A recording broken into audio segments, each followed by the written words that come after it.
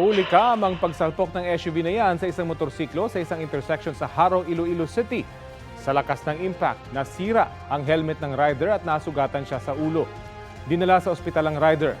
Sumuko naman sa mga pulis ang driver ng SUV ilang oras matapos ang aksidente. Tumanggi siyang magbigay ng pahayag.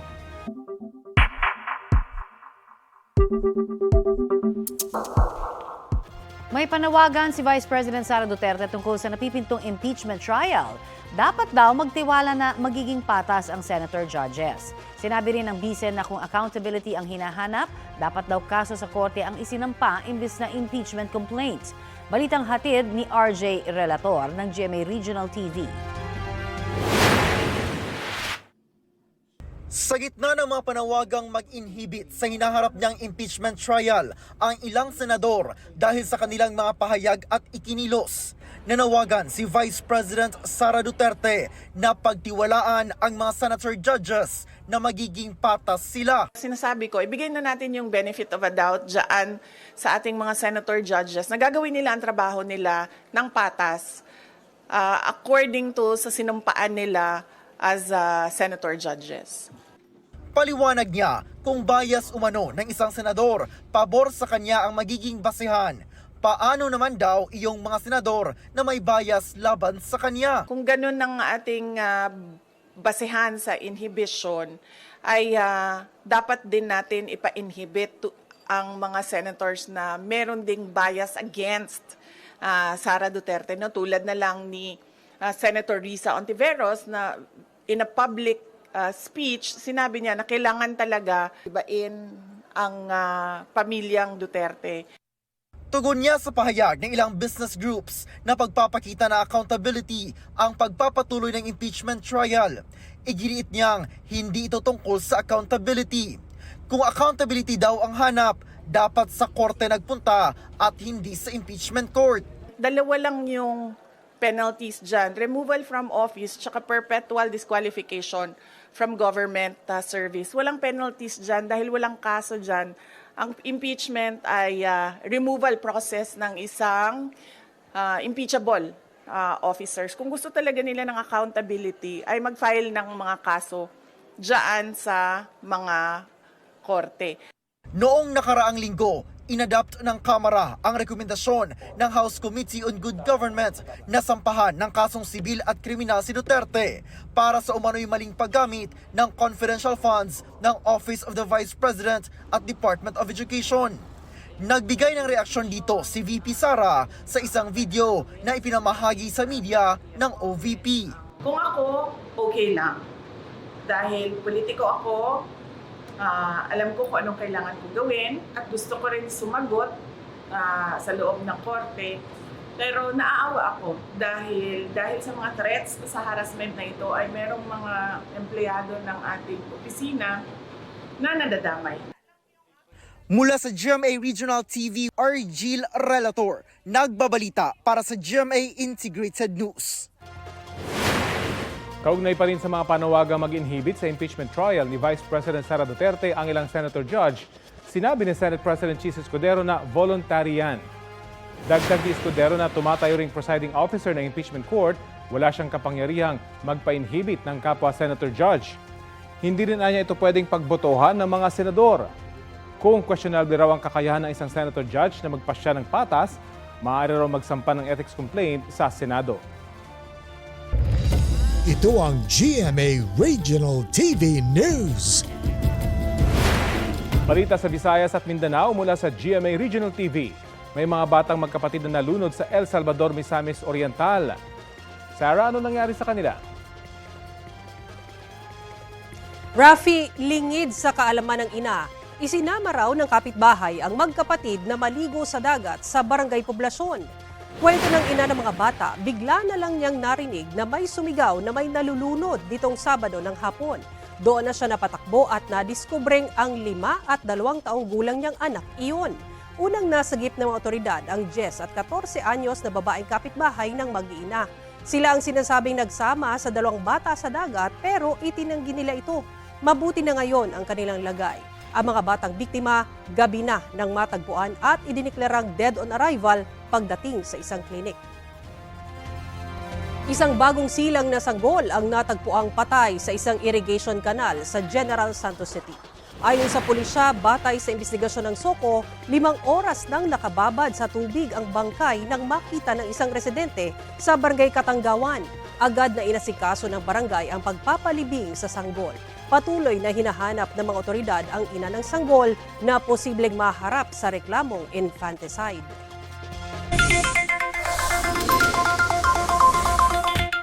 Kasabay naman po ng pagbabalik eskwela ay tumaas ang presyo ng isa sa mga kalimitang almusal o pambaon ng mga bata sa paaralan. Ito po yung manok at itlog. Balitang hatid ni EJ Gomez. Araw-araw daw namimili ng itlog ang construction worker na si John. Yun daw kasi ang pinakamurang ulam na pwede niyang mabili, lalo na pang almusal. Ngayong araw, 3 piraso ang binili niya, napapartnera ng pritong talong at kamatis. Ito, dalam sa umaga, almusal. Ano po ba part niya sa itlog? Itong hotdog po. Minsan merong mahal, merong mura. Kung saan naamura, doon na lumilipat. Pagka mahal, alis ako. Paninda naman sa school na pinagtatrabahuhan niya ang 2 tray ng itlog na binili ni Mirna. Ramdam daw niya ang pagtaas muli ng presyo. May mataas nga po. Lahat naman po nagtaasan. Dito sa Marikina Public Market, mabibili ang isang tray ng pinakamaliit na itlog sa 185 pesos. Ang medium size, 210 pesos. Ang large, 235 pesos. Extra large, 250 pesos. At jumbo, 270 pesos. Ayon sa Department of Agriculture o DA, inaasahan ang pagtaas ng presyo ng itlog dahil sa pagtaas ng demand ngayong pasukan na. Sabi naman ng tenderong si June, Pero ang demand medyo tumaas na kasi nga nagbukas na yung klase. Yung supply hindi ganong tumaas kasi nga yung iba nagkakal na. Nagpapalit na sila ng manok para sa susunod na buwan tataas na ang supply nila. tumaas din ang presyo ng manok. Ang dating sariwang buong manok na 198 pesos, 205 pesos na ngayon. Mabenta raw sa ngayon ang sariwang manok ayon sa tinderong si John. Kailan pa nagsimulang tumaas yung ating presyo? Nakaraan ng linggo po ma'am kasi pag mabili kasi nagpapataas sila ng manok. Sa matira, minsan naubos rin pag madaming tao. Ang chilled o frozen whole chicken naman, ibinebenta ng 240 pesos na dating 220 pesos lang. Ang choice cuts naman, tumaas na sa 260 pesos ang kada kilo. EJ Gomez, nagbabalita para sa GMA Integrated News. Maaari na rin isumbong sa 911 hotline ng pulisyabang insidente ng bullying sa mga paaralan. Ayon kay PNP Chief Police General Nicolas Torre III, re-responderia ng mga local police station. Makikipag-ugnayan sila sa pamunuan ng mga paaralan. May mga police unit na rin nakatutok sa mga estudyanteng mabibiktima ng krimen. Ayon naman kay Pangulong Bongbong Marcos, bukod sa bullying sa mga paaralan, tinututukan din ng gobyerno ang cyberbullying na nakaapekto sa mental health ng mga estudyante.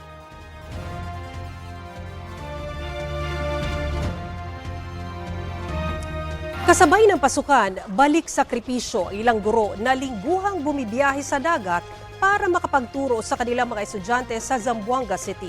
Sa Cebu City naman, inaabot ng 2 oras sa paglalakad ang ilang mag-aaral para makapasok lang sa paaralan. Ang mainit na balita hatid ni Alan Domingo ng GMA Regional TV.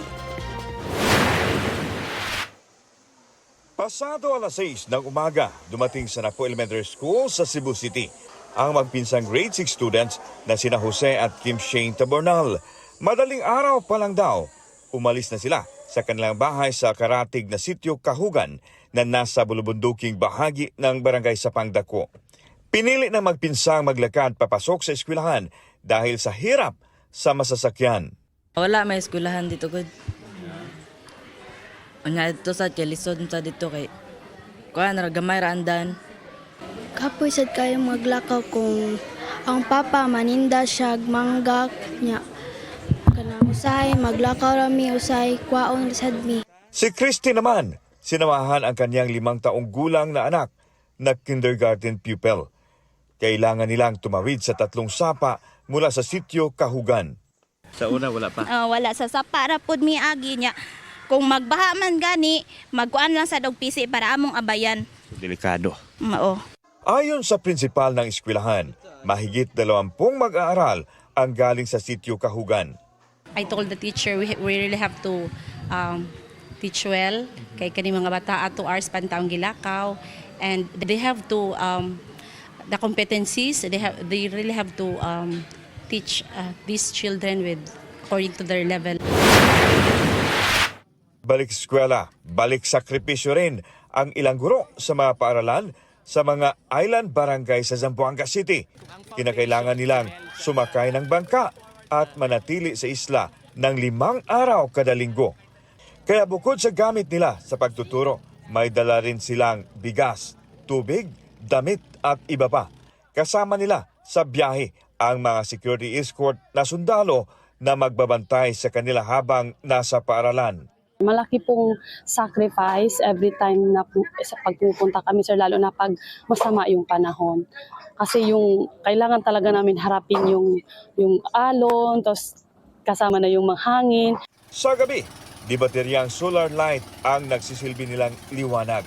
At di metrong internet naman para sa komunikasyon sa kanilang pamilya at division office.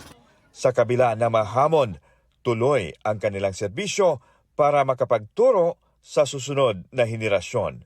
Mula sa GMA Regional TV, Alan Domingo nagbabalita para sa GMA Integrated News. Kasabay ng pagbubukas ng klase kahapon dito sa Pangasinan, may ilang pasaway na tricycle driver ang nasita. Mahigit 20 tricycle driver ang nahuli sa paligid ng Mangaldan National High School. Karamihan sa kanila, namamasada na wala sa ruta o kaya ay kolorum o walang prangkisa. Tinikitan sila ng binuong Special Task Force. Aminado sa mga paglabag ang ilang driver. Magpapatuloy pa rin ang paninita hanggang sa mga susunod na araw. Ayon sa Mangaldan Public Order and Safety Office, 3% ng mga pumapasadang tricycle sa bayan ang kolorum. May ibibigay naman daw na prangkisa kung mag-a-apply sila.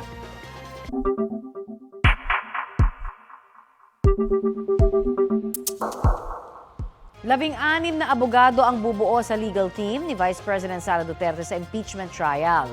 Nakalista sila sa dokumentong galing sa Fortun, Narvasa and Salazar Law Firm na ipinadala sa Senate Secretary na nagsisilbing impeachment court clerk. Ang labing-anim na abogado ay sina Philip Siegfried Fortun, Gregorio Narvasa II, Sheila Sison, pati sina Carlo Joaquin Narvasa, Roberto Batungbacal, Justin Nicole Gular, Lyndon Miguel Baquel, David Ronel Golia VII. Gayon din sina Maria Silina Golda Fortun, Clarlane Radok, Francesca Marie Flores, Miguel Carlos Fernandez, Michael Wesley Poa, Reynold Munsayak, Mark Vinluan at Ralph Bodota. Nakasaad din sa dokumento na bibigyan ng kopya nito ang Kamara pero may naka-note na quote, tender copy refused to receive, end of quote. Aalamin pa raw ni House Prosecution Panel spokesperson Odi Bukoy kung bakit walang tumanggap sa dokumento pero pwede naman daw itong iwan sa Kamara. Hindi rin naman anya ito makakaapekto sa impeachment proceedings.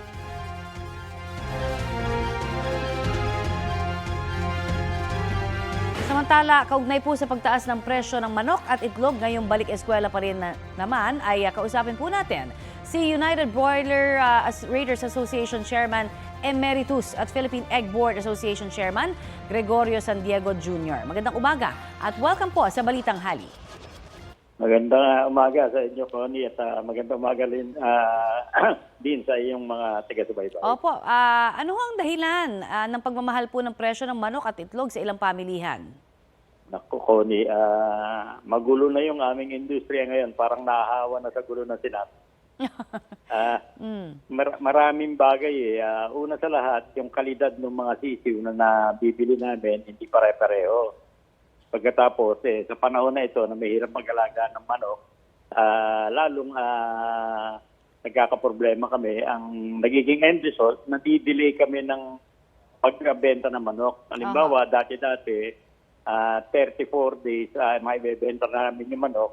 Nadadagdagan na 1 linggo yung alaga. Kasi mahirap magpalaki. So, okay. Kaya ngayon, Connie, ang presyo namin parang record high sa farm. 150 pesos per kilo ng live na broiler. Pero para sa kaalaman mo, itong ngayon taga-subaybay, nung 2 buwan na nakakaraan, bumaba ito hanggang 75 pesos bawat kilo. Kaya sabi ko, ang gulo na ng aming industriya. At ang nakakalungkot yan, yung pagbaba ng presyo namin sa mga farm namin, hindi naman gaano nararamdaman ng mga bibili. Halos hindi nagbabago sa retail yung presyo. Ganyan din ang nangyayari ako ni sa itlog. Nung isang buwan, ang medium na itlog, bumaba hanggang may mga farm na nagbebenta below 4 pesos ang medium. Sa ngayon, nakakabawi na yung mahirap din mag-alaga ng paitlog yung manok dahil di sa panahon, pagka mainit, kukunti hindi itlog na manok. So ngayon, 6.25 ang average ng medium dito sa Luzon. Mas mataas sa Visayas, na 7.55, at sa Mindanao, 6.50. So medyo mataas kaya lang, pagka nakita mo, malayo doon sa binebenta sa retail. Di ba nako-cover nyo naman kada umaga yan eh. Yes, sir. At ang sinasabi ko rin, Tony, noong ko pa nasasabi kay Iga, nung na-interview ako last week, sabi ko nga, ang hindi din maganda, yung mga, dahil sa mga kino-cover yung mga palengke, nakalagay lang yung presyo, hindi nakalagay yung size. Ang daming size ng itlog, 8 ang sizes. Yes po. Kaya po pwedeng maloko ang bumibili. Hindi naman maloko, kundi hindi sila nagagabayan kung yung presyo nila, anong size yung binabayaran nila. Okay. Pero paano ho aayusin ito? Sabi nyo nga, magulong industriya nyo ngayon, pero hindi naman ho laging ganyan siguro, ano? Nag-umpisa yan ako nung dumami yung ini-import natin manok. At sa ngayon, hindi lang manok ang ini-import natin, hindi lang karne na manok, pati yung hatching egg na pinipisa para mag-isisiw, ini-import na rin natin. Kaya ang epekto sa aming mga nag-aalaga ng local chicken, parang sugal na yung hanabuhay namin. Mag-aalaga kami, hindi namin alam kung pagka binenta na namin yung manok, kung kikita kami. At isa din sa nagpapagulo ko, lahating ko na mahaba ito. Sige po, go ahead. Sige po. Malaki din ang epekto sa amin ng mga nagiging desisyon ng local government. May overregulated na nung 1 linggo, nung Miyerkules, kapag meeting sa amin yung mga membro namin sa Bulacan at naghihingi ng tulong kasi gustong ipasara na ng local government yung mga poultry nila. At binigyan na lang sila ng taning hanggang Disyembre. Dapat wala na sila doon pagdating nitong Disyembre. Okay. So, yun ang problema. So, ang industriya niyo ho ngayon ba, masasabi nating nanganganib na may mga malulugi, magsara, at lalo hong magkaroon kaya ng effect ito sa supply, lalo na ho, sinasabi sa ganitong panahon talagang yung presyo ho ng itlog ay tumataas dahil na rin ho sa matumal ho yung mga pangingitlog ng mga manok. Medyo tumataas. Kaya lang, ibig sabihin, hindi na i-reflect yung presyo namin sa mga farm doon sa retail. Yun ang sinasabi natin. In fact, kausap meeting nga namin si Secretary kahapon, Secretary Laurel ng PA, inaano namin na magkatulungan kasi nga mahirap din naman yun na hindi nila kagagawa, sila ang nasisisi. Sa mukha nito, nung ang talagang nanganganib dito ko yung mga small and medium na may mga nagsasara na talaga at ang problema namin, yung mga anak namin, ayaw nang manahin yung aming hanap buhay.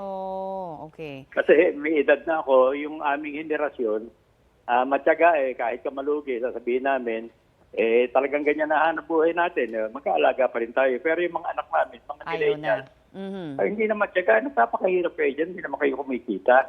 Okay. So, yun ang mas nakakalungkot. Mauubusan tayo ng farmers sa Pilipino. Sana ho, maayos. Hindi naman kunin mawawala yung layer, yung mga itlog at saka yung manok kasi malalaking kumpanya ngayon pumapalit sa maliliit Yung mga dayong kumpanya rin. Okay. Naku, marami pong salamat. Nakakalungkot man yung mga naging experience po ninyo, pero kami ho ay nagdarasal na sana maayos ang naging sistema at ito hong mga nabanggit niyong problema. Thank you very much. Yan po naman si... Salamat. Maraming salamat din, Connie, at nabigyan mo ako pagkakataon para maipaliwanag sa mga kababayan natin kung ano nangyayari sa aming industriya. Thank you, at para sir. maintindihan din nila na hindi kami ang pinanggagalingan ng lahat ng problema. Yan po naman si UBRA Chairman Emeritus at Philippine Egg Board Association Chairman Gregorio San Diego Jr.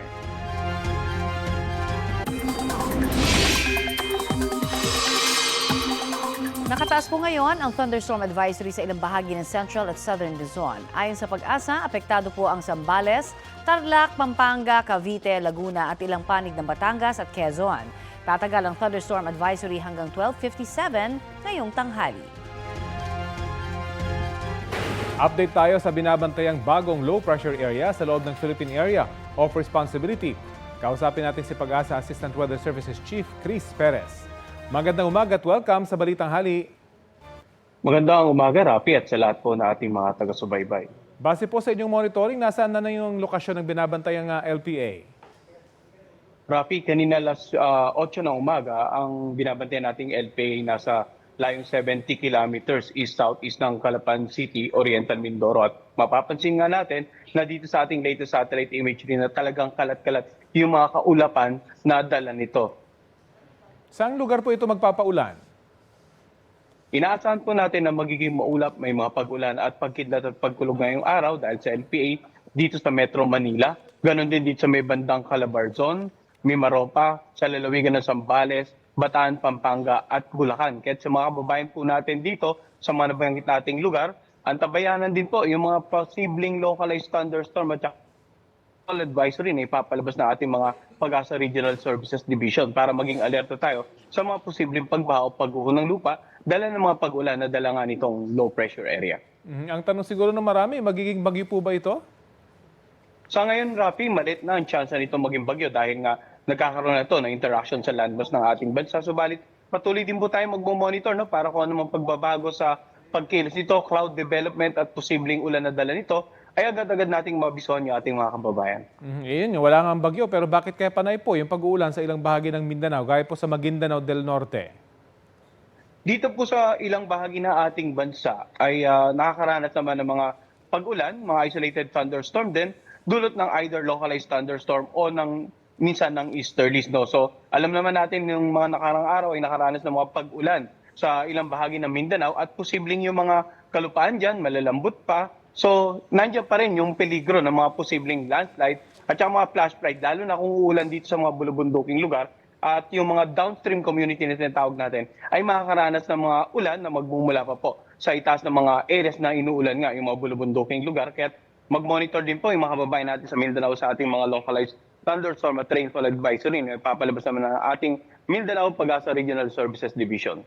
Matanong na rin po namin, paano po yung magiging coordination o information dissemination niyo sa LGUs pagdating po sa class suspension? Sabi po kasi ng DepEd, binibigay na nila sa LGU yung desisyon na magsuspindi ng klase batay po sa real-time weather conditions. Normally, Rafi, kapag may bagyo, may mga warning signal tayo nakataas, ay may automatic na suspended levels na or antas ng klase na sinususpinde base sa nakataas na warning signal sa ilang lugar. Subalit kung wala namang bagyo at halimbawa meron tayong umiiral na habagat at nagpapaulan nga sa ilang lalawigan, ang nangyayari nga po niya, nakatang na po sa local government units ang class suspension. So dito po sa Pag-asa, nagmo-monitor tayo at meron po tayong coordination with both the national and local level ng NDRRMC na siya naman pong may coordination with the LGUs. No? So kung meron tayong rainfall advisory, kung meron tayong papalabas sa weather advisory or may napapansin tayong significant weather disturbance na posibleng magpaulan, at given the condition na umuulan na during the last few days sa isang lugar, ay agad-agad po nating inaabis agency or for example, in this case, ang disaster preparedness ay ang OCD and DRMC. 24/7 po operation natin. So we can have a pre-disaster risk assessment meeting kahit this oras ng gabi or early AM para lang po mabisuhan yung mga kababayan natin with regards sa kanilang decision to suspend the classes at their area of responsibility. Okay, maraming salamat po sa oras na binahagi nyo sa Balitang Hali. Ito ang GMA Regional TV News. Namatay isang batang 6 na taong gulang sa Gumaca, Quezon dahil sa rabies infection. Cremated na ang bata at nakalagak ang kanyang abo sa kanilang bahay. Ayon sa tatay ng bata, namatay ang kanyang anak mahigit 1 buwan matapos makagat ng alaga nilang tuta noong May 10. Nitong Huwebes, nilagnat at sumakit ang tiyan ng kanilang anak. Lumala ang sintomas ng bata nitong Biyernes kaya isinugod na siya sa ospital at kalaunay namatay roon. Hindi raw nila inakala na rabies ito dahil nakumpleto ng kanilang anak ang rabies vaccine noong June 4. Nais pa imbestigahan ng mga magulang ang nangyari sa kanilang anak. Sabi naman ng ospital, posible pa ring mamatay sa rabies ang isang pasyente kahit nakumpleto ang bakuna. Hindi rin daw sinabi agad ng mga magulang na namatay ang tutang nangagat sa bata. Sugatan ng isang babaeng estudyante matapos mabangga ng motorsiklo sa Iloilo City. Nangyari ang aksidente sa isang pedestrian lane sa Haro District. Base sa investigasyon, tumatawid noon ang 20 anyos na estudyante nang mapansin niya ang paparating na motorsiklo. Umatras ang estudyante.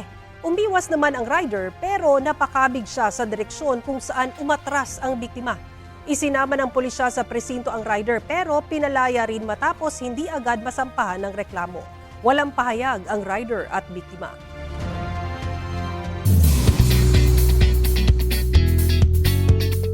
Ramdam na agad ang mga nakakatakot na bangungot sa official poster ng mind-bending horror film na P77.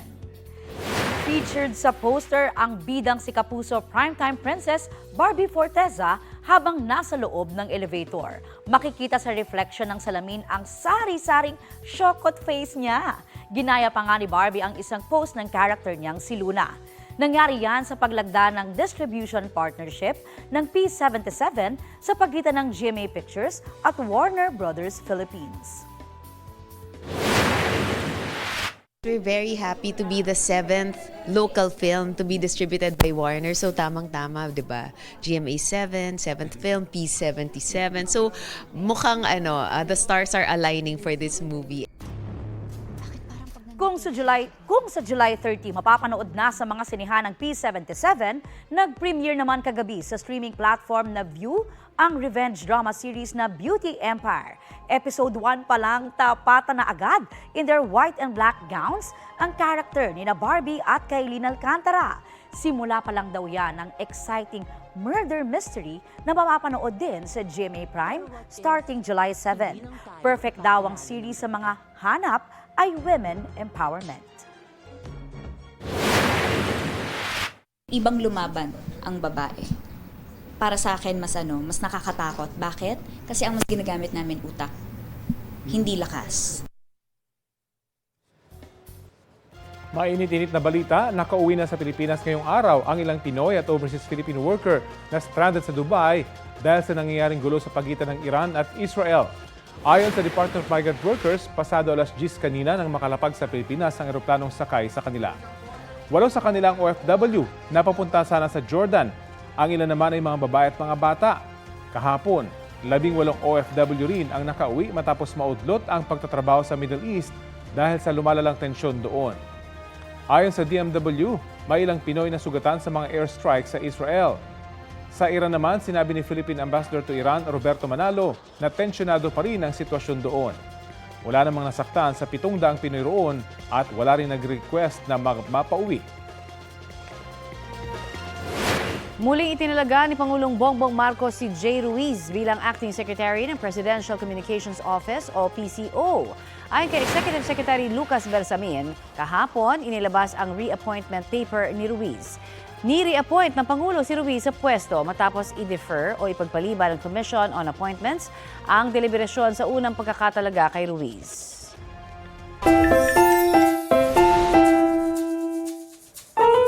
Overload cuteness ng isang aso from Leyte ang ating ibibida. Itong alaga sikat dahil sa kanyang mixed emotions. Aba, ano ba ang drama ng ating autista? Daddy. Enjoy sa mga kiss ni Fur Mom pero hashtag galit sa halik ni Fur Dad. Presenting ang drama-rama ng asong si Mochi. Ayan, not so soft muna kay Daddy Josh dahil inakalang siya ang umagaw ng merienda. Don't worry, madali lang daw ang solusyon. Konting lambing lang, magiging sweet kisses din. Viral ang video with 1 million views. Trending!